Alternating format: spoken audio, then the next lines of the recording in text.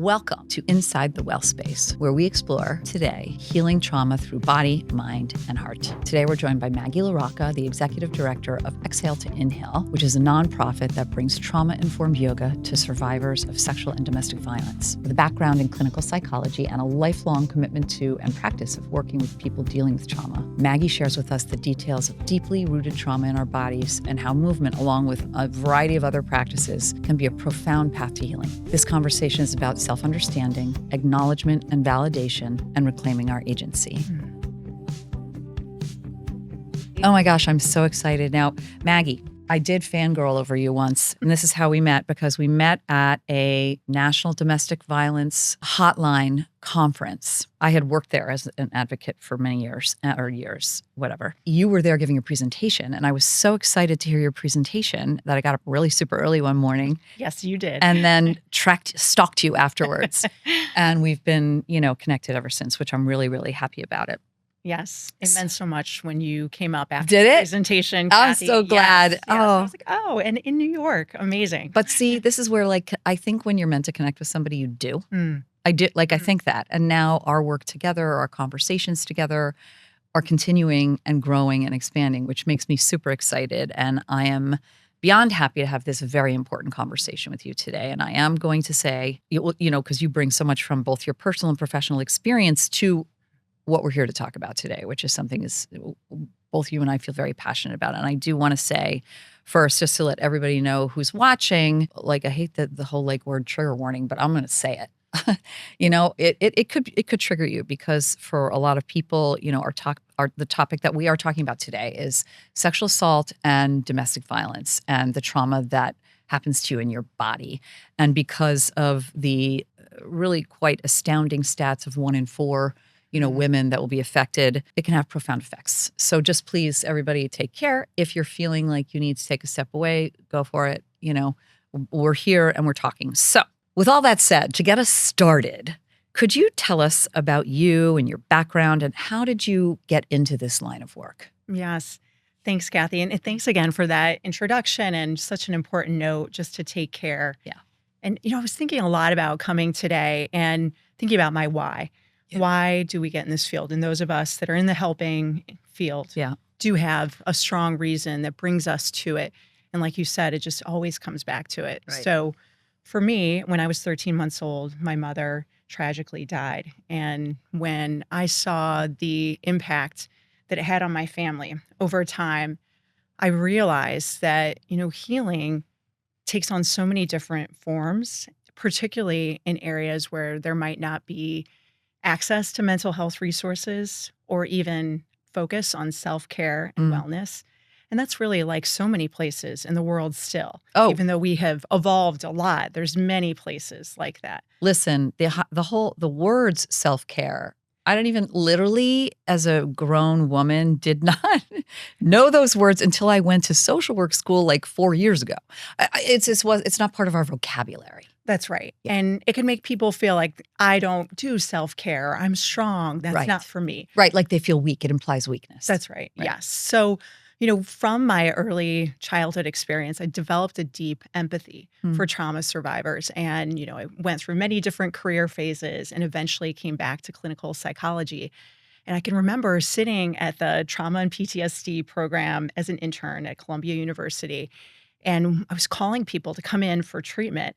And they're like, no, I'm not ready. I can't do it. And it just dawned on me that so many people that need help are not ever going to get it. And I was really driven at that moment, probably from something I already knew, that healing can happen in communities. It can happen in different ways that are outside the four walls of therapy. Or you can have something happen before that will lead you to these amazing evidence-based treatments. Yeah. But there does have to be that first step. And that's really what drove me to work in this field of mental health and also focus on access to mental health resources. That's so beautiful and genius and important. So much of what you said has sparked thoughts around cultural resistance to help, right? And therapy, the whole idea of therapy. That's one thing. But also you said something about there needs to be, I guess, a trigger to get you there, right? There has to be something that gets you to the place where you say, I need something. Something's got to give here. Right. Mm. And sometimes it's called a preclinical intervention. That's a fancy term for it. Okay. But it can just be that moment when you're like, I need help. Yeah. I deserve help. And it can be someone else that gives you that courage, or it can be something inside of you. So I think it's really important to focus on that. And every day in the work that I'm currently doing, I think about those that might not see themselves in traditional mental health care, Yeah. the barriers that exist, and how can we reach them? How can we bring healing to meet individuals where they are in their process versus saying, we know what's best for you. Right. How can we listen to them and figure out how to bring that healing to them? Okay, I find this mind exploding right now, because what this says to me is that the possibilities are massive for the ability to help people, aside from just saying, well, do you have a good therapist? Do you know, like, it feels hopeful. It feels right? hopeful. Right. Yes. I mean, I remember for me, and I know we're going to be, delving into the world of, sexual assault and domestic violence and stuff. But I remember for me, there was a moment. I remember the moment when I realized I needed help fast. And I was explaining to somebody what was going on for me. Because when you're in the middle of stuff, you don't necessarily know how bad it is. You don't know what exactly it's called or what is going on. And I remember somebody saying to me, oh, wow, that's escalating, and it's escalating fast. And I was like, what's escalating? Right. What's that? And then I was like, okay, thank you. Cause it like kind of scared me the way she said it. Cause it felt like something you gotta go. Like a wake up. Like a wake up call. Yeah. And I went and Googled it, and I was like, oh geez. And then that came with other words, and that came with other behavior, when you Google something. Right. Anyhow, so I hear what you're saying about a moment that gets you to your, like whatever that next step is. Right. That's right. Yeah. I think that's wonderful. And being awake to that. Yes. And we're very fortunate now. We have so many resources online where we can actually research and look up, what does escalating mean? Yep. So we're in a time in our lives where we can access a lot of information to help us. Right. And that's what we're going to talk about today. I love that. Oh, that makes me so happy. Okay. So let's get into stats, can we? Because let's sort of lay the groundwork for everybody here around, because we're talking about women. Yes. This is a discussion around women in general, because we are just underserved. We're freaking fabulous, but let's call it what it is. We are underserved in pretty much every way. And let's talk about stats around sexual assault and domestic violence. Yes. And this is definitely a time to resource yourself, take that breath. And in the opening, you said, 1 in 4. And even globally, that statistic is even higher. 1 in 3 women will experience some form of physical violence, rape, or stalking. Yep. And we know that in 1 minute, 24 individuals will be impacted. So on an annual basis, that's 12 million people in the United States. That's just the United States. And then, okay, like let's go a little scarier around how much of it gets reported. Yes. So, and one stat that really sticks with me, is we're both mothers. Many of us are mothers that are listening. Is 1 in 5 women will experience rape, and 79% of that is before the age of 25. So, we think about early intervention. That's something that we focus a lot on every day. How can we reach individuals? How can we have that support that's needed? Because it does cut across every ethnic, racial, or socioeconomic background. Totally. And the reporting is a huge piece of this. And there's so many reasons why individuals don't report. They're afraid that they won't be believed. They won't be believed because they won't. They know their perpetrator. Which is, again, a stat. Yes. Do you know that off the top of your head? The stat for women, when they are raped. It's the vast majority. Yeah, vast majority. Yeah. It's like 80, 90. I mean, it's crazy high. Yes. Yeah. Yes. And, more than half of homicides are from a partner or a member of the family. So we know that the risk is high. That's the highest percentage of murder for women too, I think, is IPV, domestic violence, intimate partner. Yes. Yeah, so murder. It's a real thing. It's a real thing. And, I'm so grateful for this space, and I'm grateful for the people that are listening today, because it's hard to listen, but this is a first part of it. is that we need to realize that this is a global health issue Mm-hmm. and it's also preventable. So that's really what we want to focus on. I hope it's preventable. You know, it's preventable. That word I find hard, you know, because it implies that the people inflicting the violence, you know, are like, you can control that, which you really can't, you know, which is unfortunate. Okay, anecdotally, sidebar. I was Yeah. away with my kids, right?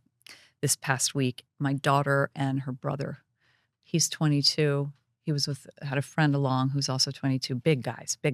She's 24 years old. They were out at night. I made them promise that they would put her in a cab if she decided to leave before them. Period, end of sentence. Put her in a cab, and everyone agreed.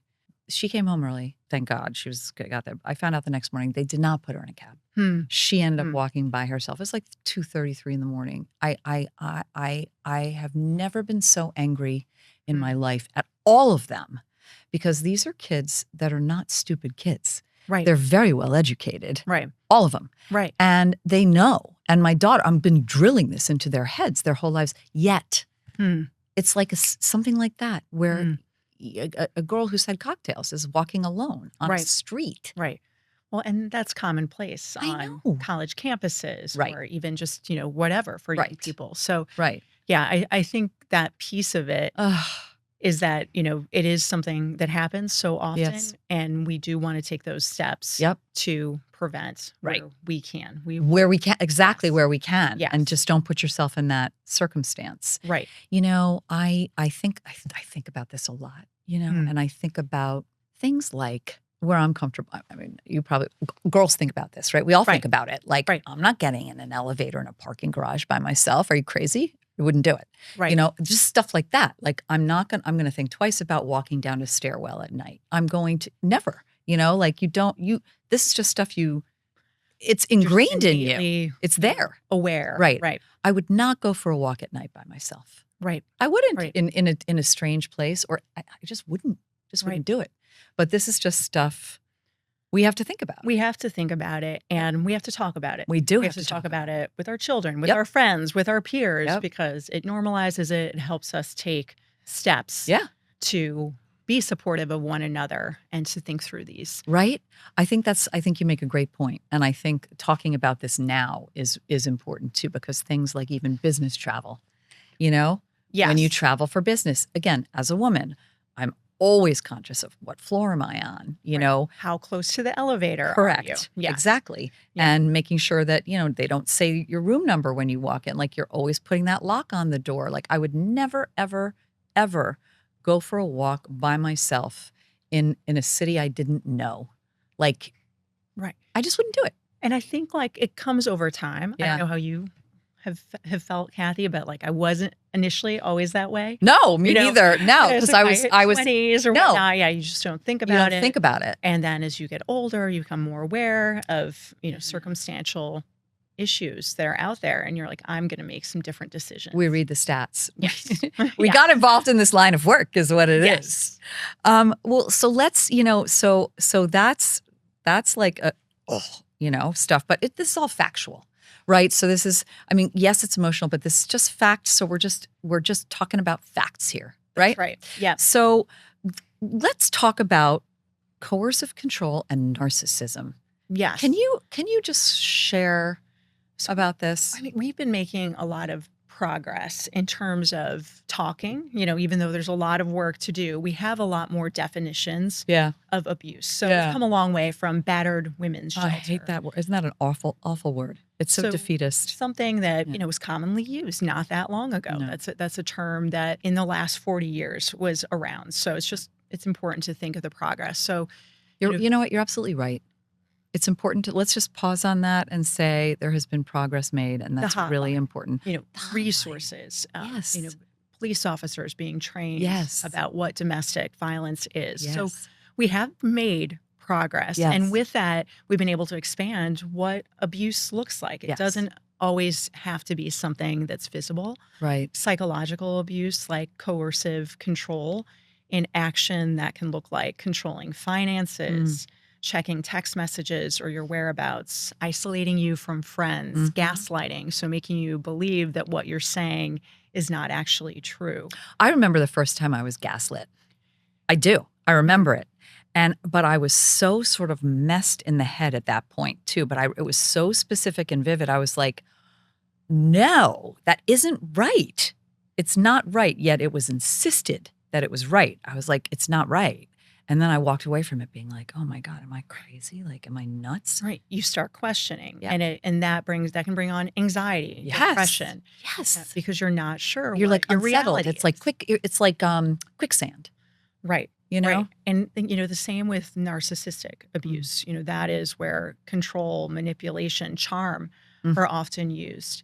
And psychological abuse takes on a different toll for women and for others, especially when we talk about reporting or seeking help. And that's really what we're focused on today, Right. is healing. Yes. And so when you are not sure if what you have gone through merits support or healing, it makes it even harder than those that may have physical injuries that can be seen and proved to others. You make such a good point on that. And, when I was working on the hotline, it was over and over and over and over again, reassuring the woman I was talking to that everything she was saying was abusive. It might be verbal abusive, but it's generally coercive control. Right. Right. Yeah. And it's really like looking at the examples of certain behaviors, right? And saying, oh, yeah, that actually does happen. That's right. And how does that make the individual feel? Yeah. Right. Yes. So even if you're not sure if Yeah. something is abuse, how does it land for you? Right. Is that the type of relationship or the support that you need or that you give to that other person? Yeah. So I think that validation that you were doing on the hotline, Cathy, is such an important part for survivors, because you might have been the first person that said, I believe you. What you're going through is valid. Yes, it's real. And actually, I know you've seen it, the power and control wheel. And that's a tool that we would use to just say, okay, pull it up right now. And let me ask you a couple of questions. Take a look at it. Do any of these behaviors feel familiar to you? And so it's not like an emotional thing. Again, it's a fact. Look at this line list and tell me if any of these feel, sound, look familiar to you. Yes, we use the power and control wheel in our training. It's so important because, again, it's something on paper. Yeah. It's not subjective. No. And that's really important in these incidents. Yep. Yeah, it is, right? It is. Yes. Yeah. And what about the whole narcissism thing? Where does that come into play? Yeah, I think, we're seeing more and more of that, just in terms of its prevalence. We're seeing abuse that, starts with that and then takes on other forms as well. So it can start with psychological abuse and then it can progress. We're seeing things like image-based abuse. So that definition has also expanded. What does that mean? So that means, sharing images or videos that might have been shared in an intimate setting online.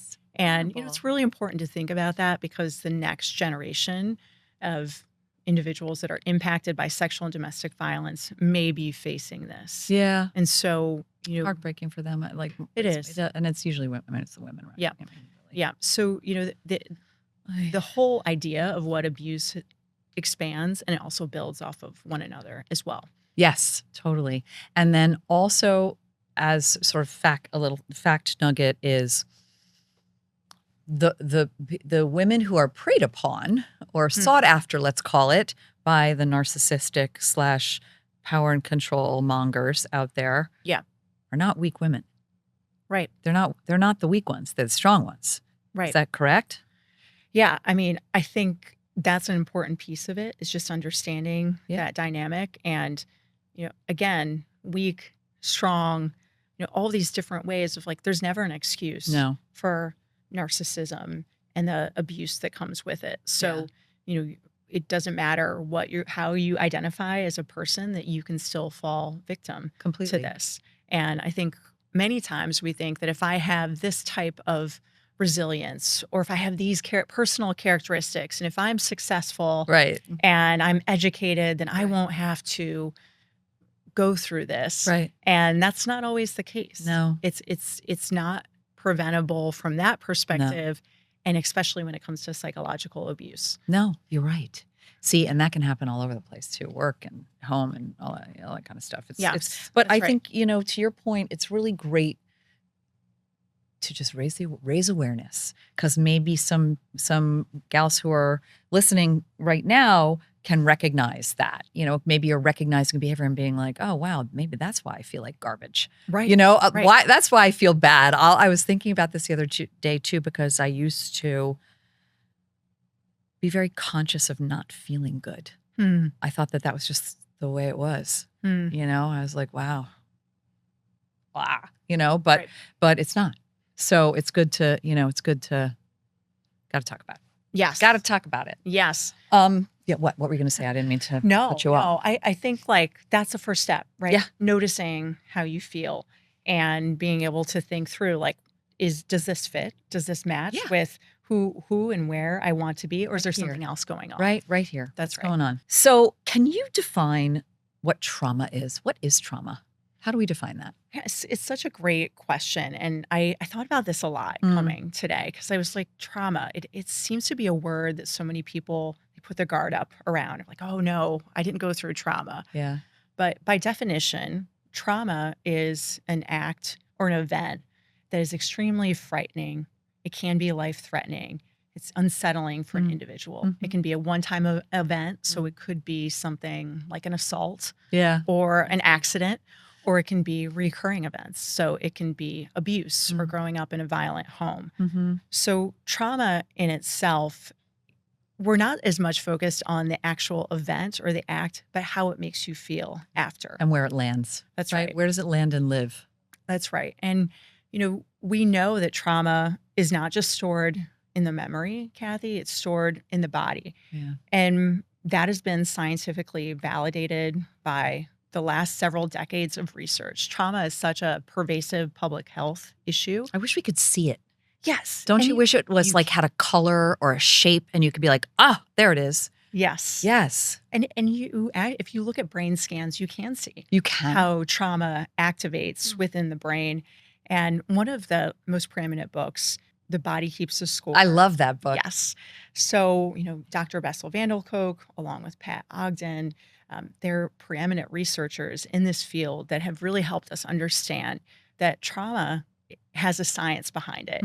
And a couple of years ago, we went to their conference, the International Trauma Research Foundation conference. I want to come with you next time. And it was amazing to hear so much discussion around trauma. And in addition to focusing on some of the research that we did in the Violence Against Women's Journal, because there isn't a lot of research around yoga, how it works for the body. So we were so, thrilled to be able to present some of our evidence-based research there. But we also talked about how we are giving information about the trauma of science to yoga teachers, to allied health professionals, to survivors themselves. Amazing. And I thought that would be such a great thing that we can do today on the podcast. Yes. Because, for me, I really didn't know about the science of trauma until I started going to grad school. Yeah. And, it's a part of your brain, right? Your brain is keyed for survival. Yep. That's its primary function. Yep.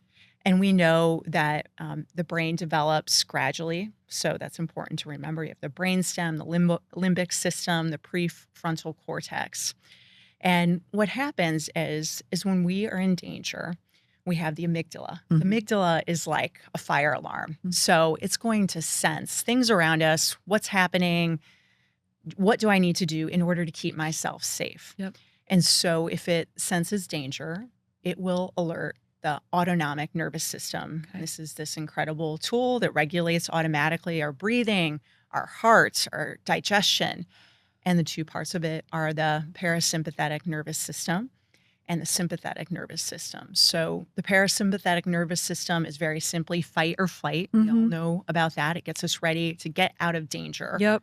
Whereas the parasympathetic nervous system, which is without emotion, is going to help us with rest and digest. Okay.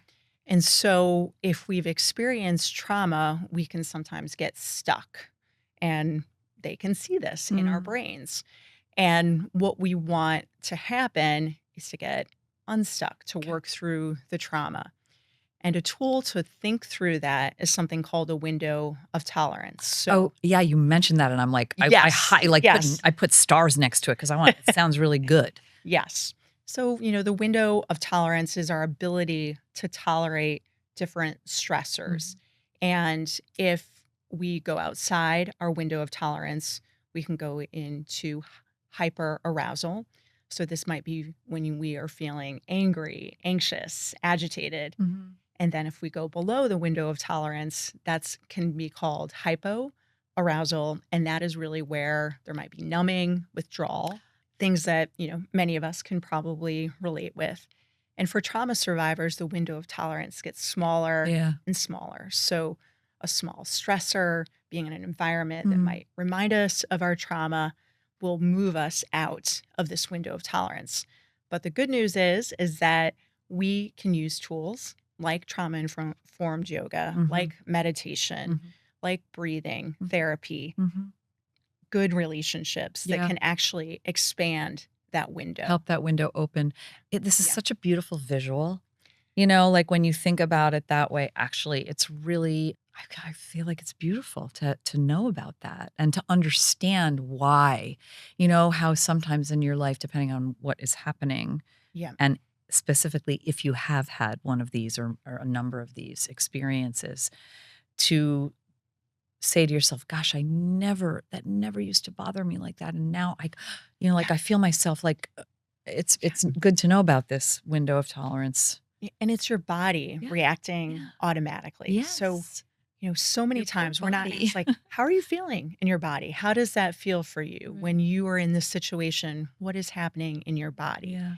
And it's such a simple tool that Yeah. we can use. And I know in some of our other podcast sessions, Yeah. we've been talking about all these things that are really accessible to Yeah. us.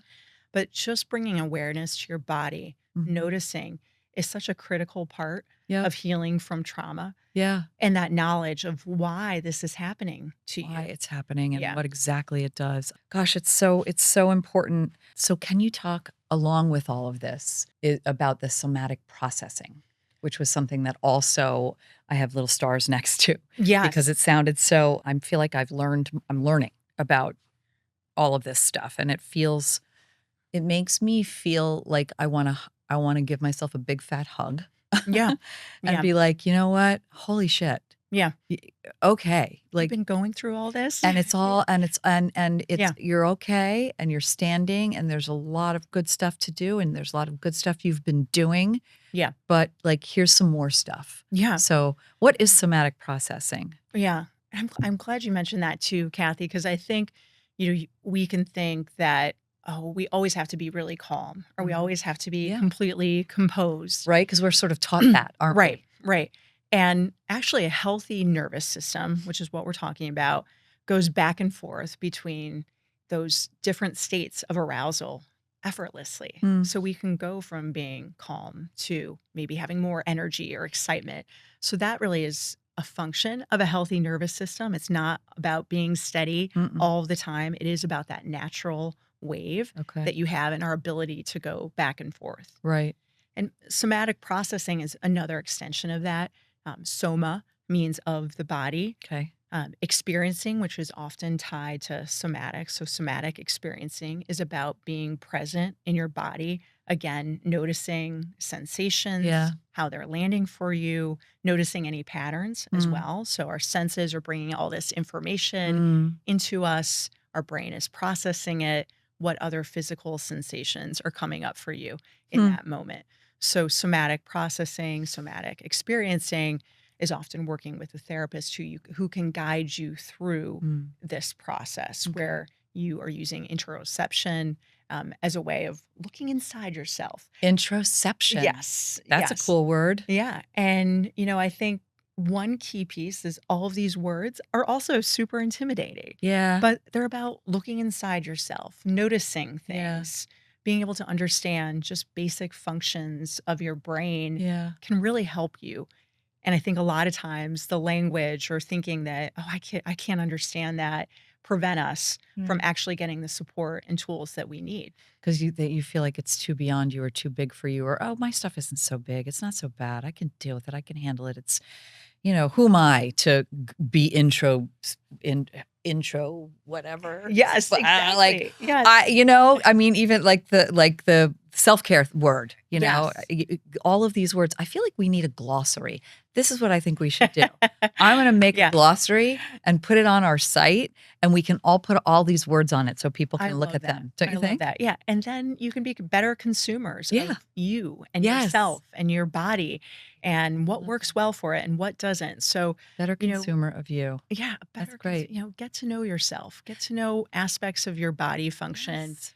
and feel comfortable with it. Yes. And, I feel like I went through 40 years of just kind of being dissociated from my body, Me not, too. yeah, not being aware of, No. when I was reacting a certain way or just No. saying the first thing that came out of my Right. mouth, Which is instead of, gibberish. yeah, instead of like taking a moment, Right. thinking, Right. noticing a reaction, Right. taking that moment.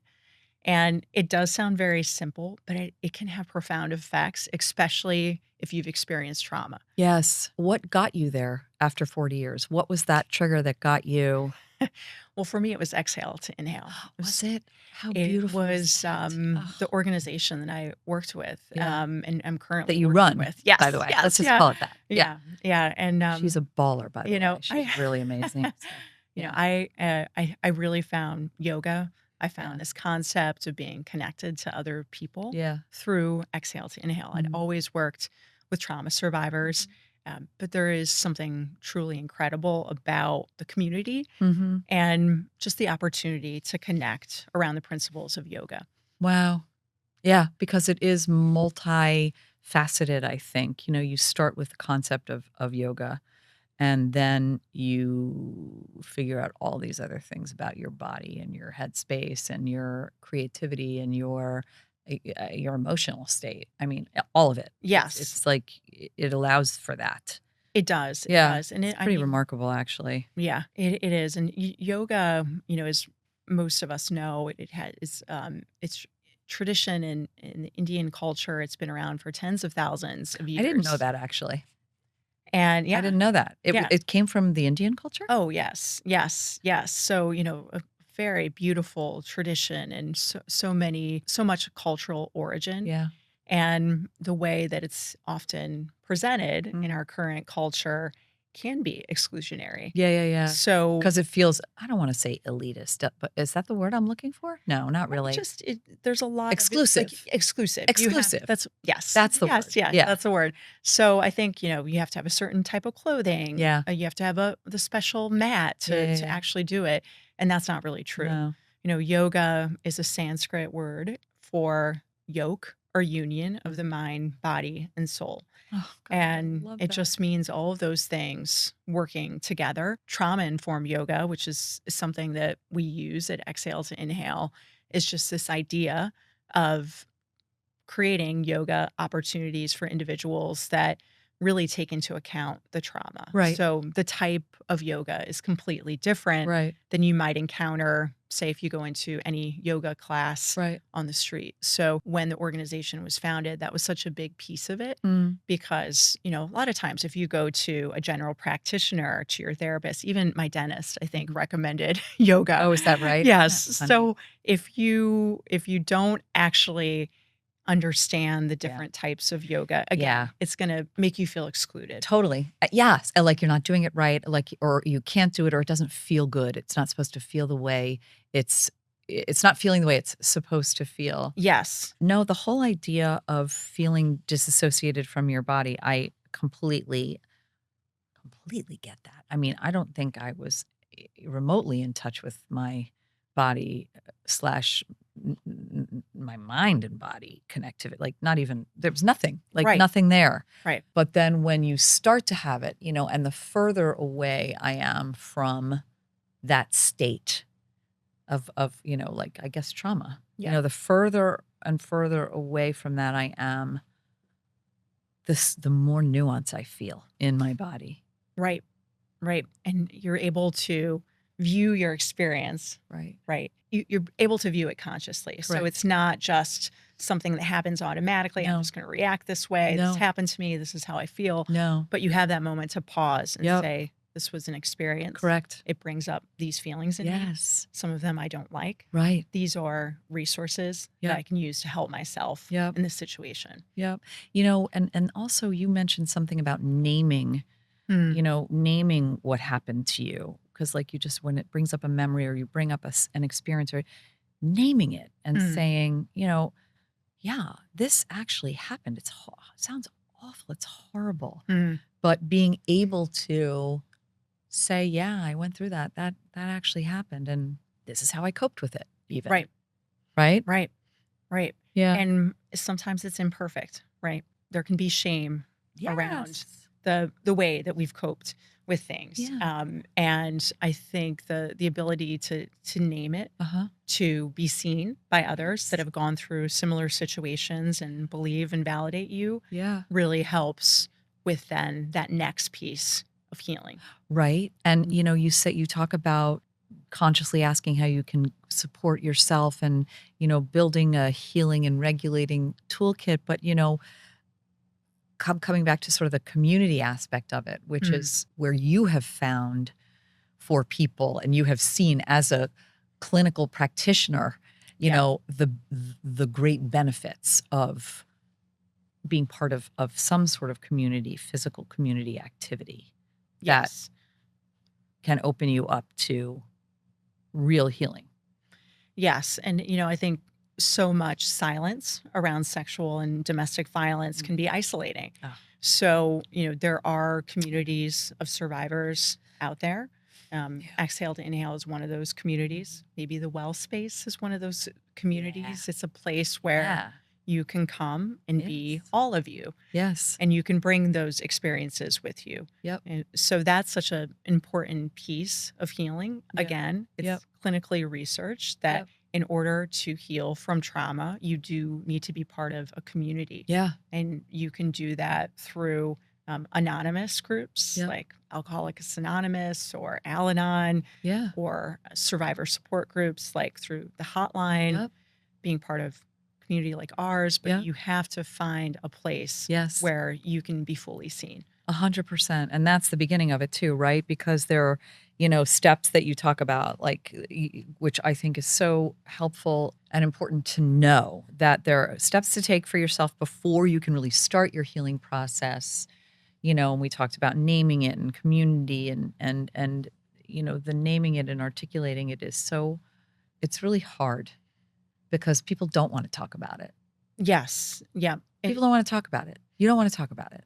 It is. And, that's also where the body comes in. We've seen a lot of challenges with talk therapy Mhm. for survivors of trauma. Yeah. A lot of it is because it's re-traumatizing. Ugh, sounds awful, doesn't it? And they're not ready because No. they don't have their personal toolkit ready to deal with the sensations, the memories that are coming up. And we've actually seen that the memories, the flashbacks, and the nightmares can feel worse for the individual Mhm. because you don't know when they're going to happen, No. and they can come up at any time, and they can last for any length of time. Yeah. So, I think it is about those resources and those tools The toolkit. that you have. I love that. Yeah. I think you need to write a book.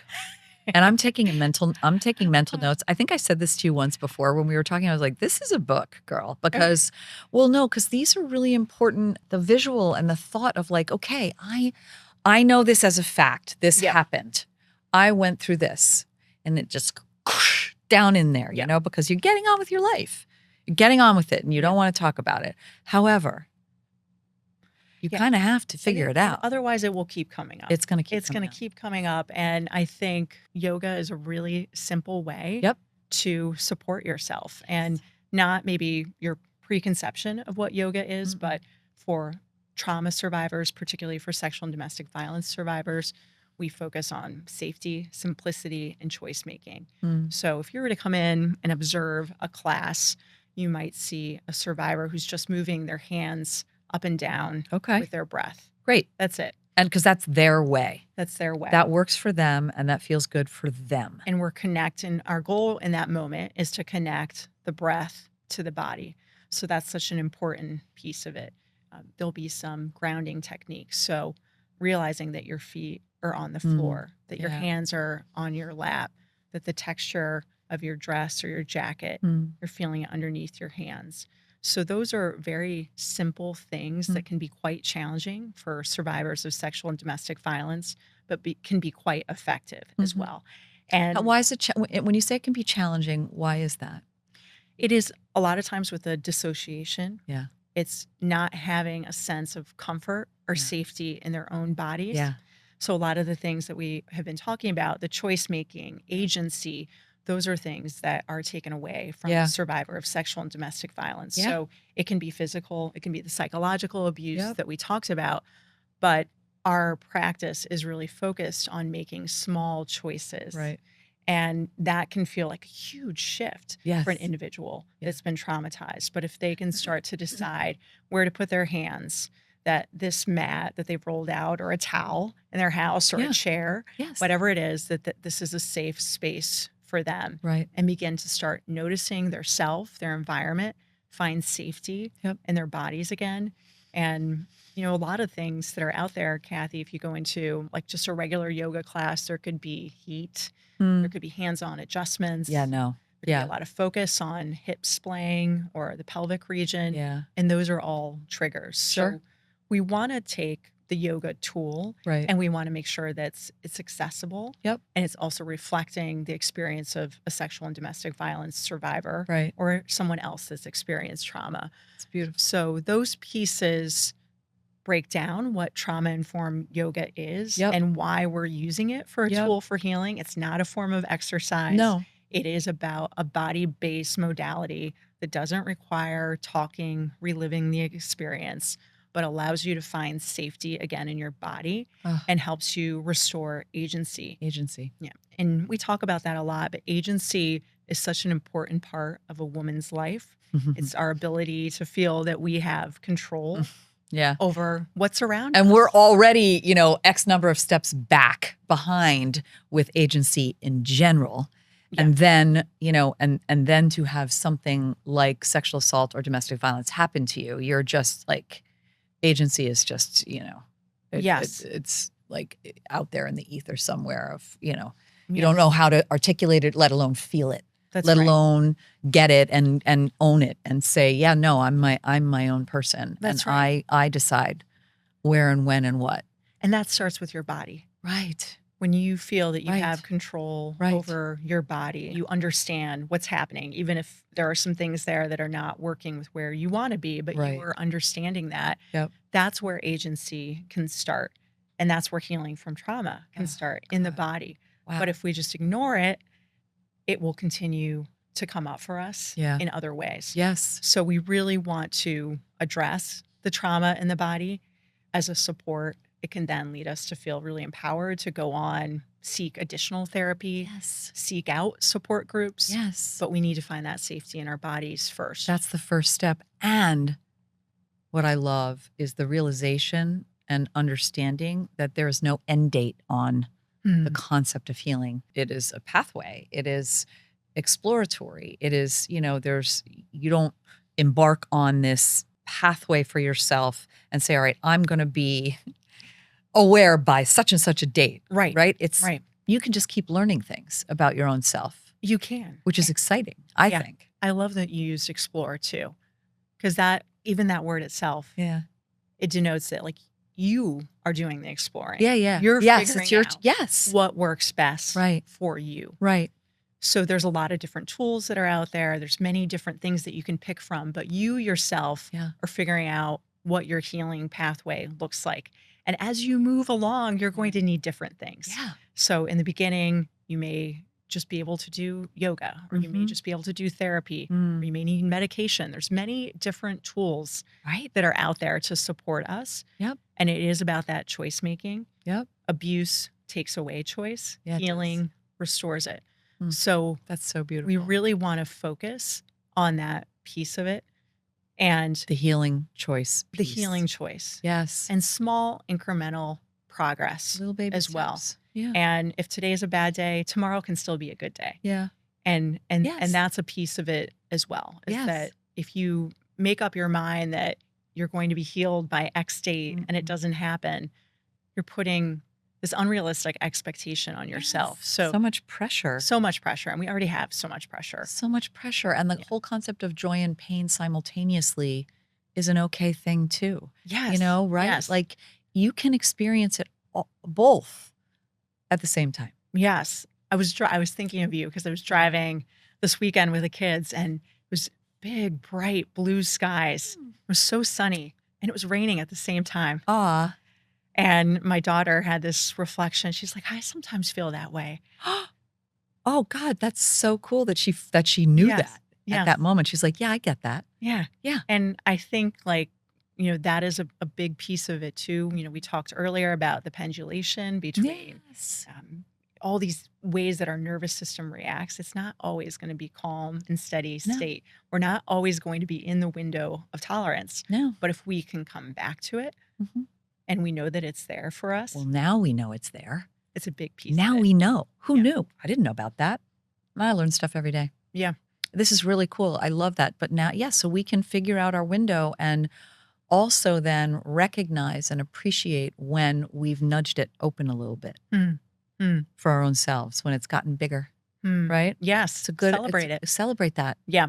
Take the wins, like celebrate the wins and say, God, that was really good. Yes. That's really great. Look at that. Yes. It didn't bug you so much, and you don't feel that feeling anymore, or whatever it may be. Right. Or you felt it, Right. you observed it, Yes. and you used one of your resources. You or used tools one of your tools. to You bring pulled it back. out from the toolkit. Yeah.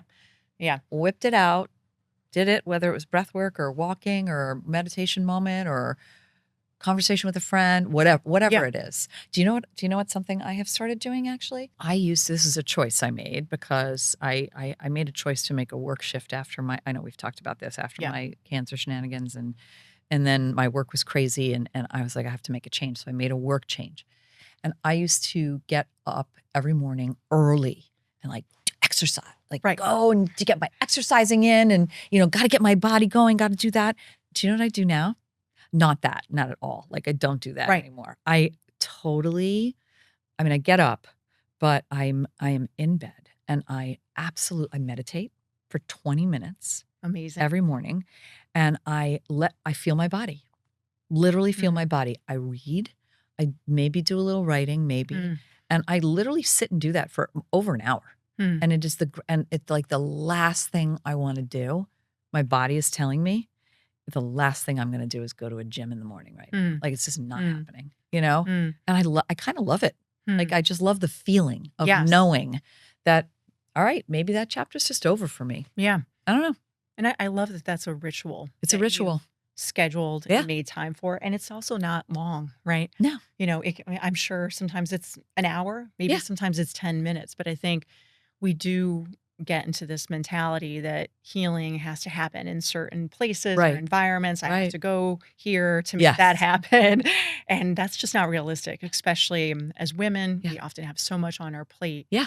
But most of us can take 5 minutes to ourselves We have at the to. start of the day. We have And to. we can find the simple pleasures that allow us to have that awareness. Yeah. And really noticing and being present Right. in your body to start the day. And then that will allow you to, throughout the day, notice when you're not present in your body. I love that. And, I notice that all the time, Cathy. I'll be running through my to-do list. Yep. And I'm not in my body. I don't Right. even know what I did. The classic example of like driving someplace. Right. And you're like, how did I get here? I don't Yeah. even, I'm in the wrong spot. Right. Right. I'm not supposed to be here. Right. Right. So it is just, it's about, creating that awareness, Yeah. not making a big deal out of it. No. Nope. It's not something that, you have to have special things to do. It's something that anyone can do. Anyone can do. Yeah. The word I have written down here that it's jumping off the card is empowerment. Yeah. Empowerment, right? It's like your own self-empowerment, I guess, with all of these things. Yes. Well, women, everyone is so powerful and Right. incredible. Yes. And we spend a lot of time questioning our power, having it taken away from us, Yep. doubting ourselves. Yep. And empowerment just is allowing the light within you to shine Yeah. for who you are. Right on. And it's different for every woman or person. And it is something that I think also gives me great relief as well, even as a helper. Mm-hmm. I don't have to have all the No. answers for every person No. that I hope to support Mm-mm. because they themselves have the answers They that they do. need. Right. So it's about creating spaces where they can feel safe to Mhm. make those decisions. To have the quiet to be able to make make the decisions. Keep going. I interrupted Yes. you. Yeah. No, the quiet, The quiet. the space and the place. And then even in where we are, it's also about allowing a space to thrive. Yeah. So for that empowerment to shine Yeah. through, Yeah. either by sharing one's experience or voice, or being able to give back Mhm. in a way that allows them to show their true self. Mhm. And so much comes out of that. So much. Yeah. You know, another thing we had talked about too is as part of empowerment is choosing your words. Mm, Choosing your words to define or just express what happened to you. You know, what always mm, bothered me was in all the work I've done with the different groups is using the word victim. right. It Right. it drives me nuts, or survivor. Right. Like, ew, that is such a yucky word. And nobody, or domestic violence even, like, ugh, Right. those are words that uh, I don't know any woman who would want to refer to herself in those words because they are derogatory and they're not empowering it in any way. So Hmm. what are the words, like they, I don't know, they just don't feel supportive Hmm. or like growing in any way. Yeah. It always worked my nerves a little bit. Like, I'd never refer to myself that way, even Yeah. if it happened to me. I would Yeah. just think like, Yeah. I don't See, know. notice that feeling. Something comes up for you. Yeah. That, It like feels like a put down, yeah. and you've Yeah. already had Yeah. enough go on. I think it doesn't, it's about choice, Choice. right? Yes. I think the survivor movement is Mhm. strong. Okay. A lot of people do. I don't mean to put it down. So No, that's not my no, a intent. lot I of don't want people to. do Yeah. identify with it. It's kind of also all we have. Yeah. We've talked about that too, Yes. Kathy, of like, Yeah. how do you encompass all these different forms of Yeah. abuse that unite us Right. together? Right. And sometimes survivor is the easiest Truth. term, and victim, it does, that's a term that we typically don't use. But if Yeah. that's your word, that's fine. Yeah. If you Yeah. don't Yeah. have a word, Yeah. if you don't want to label yourself outwardly, that's also fine. Okay. It is about the choice. The choice. Having doing your own personal story. Owning your Don't let the story. word hold you back Okay. from getting the support that you need. There we go. There you go. And Yes. and I think that's just such an important part of it. And we sometimes will even say individual impacted by sexual and domestic violence. That's a Yes. mouthful. I like that That's a though. mouthful, but it I would is, like it. yeah. I mean, I kind of like that And because so you are you like impacted. that. So when I I talk to like you, that. that's the term that, or that's the term I would use, or Right. whoever it is. Yeah. I think the choice piece is so important. And Yeah. we've talked a lot about language, and I think that I'm glad that we're talking about that because it can be so exclusionary, it can Yep. be elitist, it can make you feel less than. Yep. So whether it's language that we talked about when we were talking about basic principles, the science of trauma, Yep. neuroscience, or if it's what we're talking about now Yep. with how you view your experience, Yep. don't let that prevent you from getting the support that you need. See, I think that's beautiful. That's a great point because there are labels on things. Yes. And the labels Yes. on things can maybe off-put people. That's right. That's And a great point. And that's why we go back to empowerment. Yeah. If I love it. for women that are in our community, being a survivor is just such a small piece of Yep. who they are. Yep. They're thriving Yeah. as mothers, as Yes. business women, Yes. as mentors. Yes. So we never want to limit anyone to Mm-mm. a label. That may help us in the short term, just in communicating what we do, but all of us are more than just one word. Yeah, we are. So I think that's a really important piece, and I'm glad you brought it up. And I'm Thank glad you. I'm glad that you shared that that's how you feel because Yeah. you're not alone. No, and but I also think it goes the way you talk about it brings it all back to the theme of, you know, each experience is your own experience is your own, and it is it's important to acknowledge that for yourself Yeah, and understand and find what works best for you. that's right. That's Yes, what's going to get you. That's what's going to get you to the healing place, that's right. Yeah, and that's the beginning. That's it the is. beginning, right? It is. And there's so much possibility I know. once you allow yourself Yeah. that and Yep. don't worry about getting it exactly right. There is no right. There Right. isn't. No, No. no. And that's okay. It's absolutely fine. Yeah. And, you surround yourself by other people that can validate and Yeah. support you, Yep. be strong for you when you Yep. can't be strong, Yes. celebrate you when you are strong. I Yes. mean, both things. We're all of those things. So that's such an important piece of this. And it's you're so you make me feel so good. Ah, you should feel good. You're an You're so amazing you're advocate, so Kathy. good. Oh, You God. you Well, really walk the talk. the need's so big. This is a humongous need and for us and it's really wonderful that you're bringing it out there and we talked about that we need more options and ways for women to heal, Mhm. that are accessible and it's a public health issue we've got going on, right? It is, and more options are needed Mhm. to meet the scale of the Yeah. mental health challenges that we have in Yeah. society in Yeah. general, and then in particular Yep. for the survivor and the trauma impacted community. Yep. So we really need to focus on accessible, innovative ways to provide healing Yep. that are also culturally competent. Yeah. So they fit wherever they're providing Yes. resources. It doesn't matter what we're referring to. It's just, Right. it reflects whatever that community is, whether Yes. it's here in New York, it's in the middle of the country, Right. but the healing modality has to work with the people that it's serving, not the Yes. other way around. Right. So that's where we're going to see, resistance to Mhm. treatment. That's where we're going to see people going for one treatment and never coming back Right. again if they don't see It's not a fit. themselves reflected. Yeah.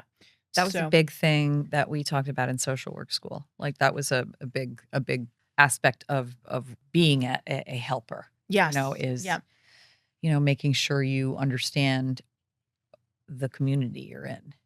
Coming Yes. from it's a community-based healing process, not it doesn't, that's the way it has to start. It's Right. like that's where it begins. Right. Yeah. Right. And Yeah. it will even, I mean, trauma informed can be a mouthful Yeah. for people. It can, what does this mean? What Yeah. are what type of work does this mean? It really just means being people informed. People The informed. vast majority of people in the world will Yeah. experience some form of trauma, Yeah. all at varying degrees. Just Yeah. understanding how people are moving through the world, being aware of it, Yeah. a willingness to get to know someone so that you can support them Yeah. either as a boss, as a health practitioner, as a friend Yes. in a better way, just Yeah. as you would want that from someone that's supporting you. Yeah. Well, what about the women who either can't get out of a bad situation Mm, or choose to stay in a bad situation? How mm, can their lives be improved? What can mm, they do? What are some things they could do, mm. do you Yeah, think? it's such an important question. I think we have to realize that physical separation isn't always possible Yeah. or necessary for It's also healing. dangerous. It can be, It can be yes. dangerous. Yeah. And we can see a lot of times where women have been able to leave a domestic violence incident, a domestic violence situation, and they end up going back to Yeah. it. And there can't be judgment. No? We don't know the various reasons. There's often, children that are Yeah. involved. There's financial reasons. Yep. There's coercive control, which we Yeah. talked about. So there's a lot of reasons why women stay. It's never our place to judge, No. but we can still find healing Yep. for them in those moments. Yeah. So if a woman is not able to stay, if she can find small moments of Yep. solitude, if she can take a minute to herself and Mhm. find her breath, Yep. find peace, recognize the triggers, leave the situation temporarily if she Mm. can, even if that means just stepping out of the room. Mhm. But we have to be able to bring healing to places that the abuse or the violence is going to continue Yep. because that's the reality. It's reality. It is And reality. Yeah. a lot of times, a lot of the methodologies or interventions that are out there require someone to leave. So Mm. things like trauma informed yoga, somatic Yeah. processing, tools that you can use as resource can really help someone in that moment. And I think Yeah. we talked about this too when you're on the hotline, Yeah. Kathy, and Yeah. someone is at a distance, you don't know who they are, you don't even know where they're calling Mm-mm. in from. Yep. So all that you can give them in that Yep. moment is some tools that they can Tools. use Yeah. to calm themselves Yep. and To that they calm can come yourself. back to. And again, we come back to see this is great because what this does is it brings back agency. And even though you're in a crazy situation, you're at least going to now be thinking about, okay, here are a handful of things I can do to just feel better and feel Yep. stronger. Yep. Right. And Yeah. that's a healing process right there, and a strengthening process right there. It is. Yeah. And, and over time, Yeah. some of the research that was conducted was about capacity building. Right. Oh, I So, love that. Yeah. So That's it's a great just this word. idea we're building our Yeah. capacity. We're getting Yeah. stronger. If we've been depleted, Yeah. as we get more capacity physically, Mm-hmm. we might be able to make different choices. Yes, Or exactly. changes. Exactly. We can stand up and tell, maybe the court what's happened to us. We can go back Right. to that tool, Yep. that resource that can help us. Yep. We can reach out for help. So it is about slowly taking steps to help yourself. Yep. I think such an important piece of that is that when you also help yourself, you can help those around you. Yep. I that also came to mind to me in this discussion of like, we mentioned this, sexual violence, domestic violence, these are preventable. These happen between individuals. Right. And I think about the role of a mother. Yeah. I know you have a son. I have 2 boys. Yeah. And I think about like, what can I impart Yeah. to them? Mm-hmm. How can we support this next generation of individuals that are coming up to be in touch with themselves, to understand how their nervous system can be dysregulated. Yeah. Even before there's any type of trauma. Yeah. How can we impart that? Yeah. And when we have that capacity, we're able to pass that along. Right. And I think that is a key piece of this, of that how can we actually be preventative in our work? Yes. It's about having knowledge, awareness, giving that to others, whether that's our offspring or a friend or a colleague. Yes. And saying, your girlfriends. That's right. Yes. That's right. Yeah. So that, to me, that small piece is hope and healing. That we are dealing with a pretty dire situation. Yeah, we are. And it can feel like we're blaming one person or another group. And it's really important to think about like, what actions can we take in this moment? Well, okay. So then, yes. Speaking of actions. Yes. I could sit here and talk to you all day, by the way. This is Cathy. really, really great. Let's then sort of synthesize. There are 3 sort of critical takeaways that if you could say to those who are listening here today, what are the 3 things they should take away from this conversation? Yes. First, you are not alone. Right. There are communities, survivors, and those that can support you. So even if you are feeling alone, reach out, find that support that works for you and where you are. And it's such an important piece because, as we know, it can be quite devastating and isolating. Yeah. And I think the second thing is trauma lives in the body. Yeah. So does healing. Get to know your body. Get to know how you react to stress. Even if you're listening and you haven't been through a trauma or you haven't experienced sexual or domestic violence, you likely have still experienced some type of stress in your life. So get to know how your body reacts to that and become an expert in that. In you. Yeah. And the third thing I think is just healing is possible. Yeah. It's going to look different for every person. The toolkit is going to be different. How you access it over time. It's going to probably be sloppy and messy, and you're not going to do it exactly right, but it is possible if you invest time in it.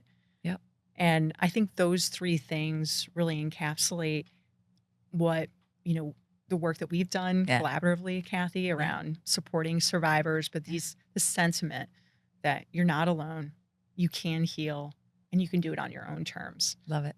Thank you so much for being here, Maggie. And thank you for taking the time and for all the great work you're doing. I really love talking to you. Thank you, Cathy, for this opportunity. Yeah, we'll keep it going. Yeah. Thank you so much for listening to this episode of Inside the Wellspace. Subscribe now on Apple Podcasts, Spotify, YouTube, or wherever you listen to your podcasts.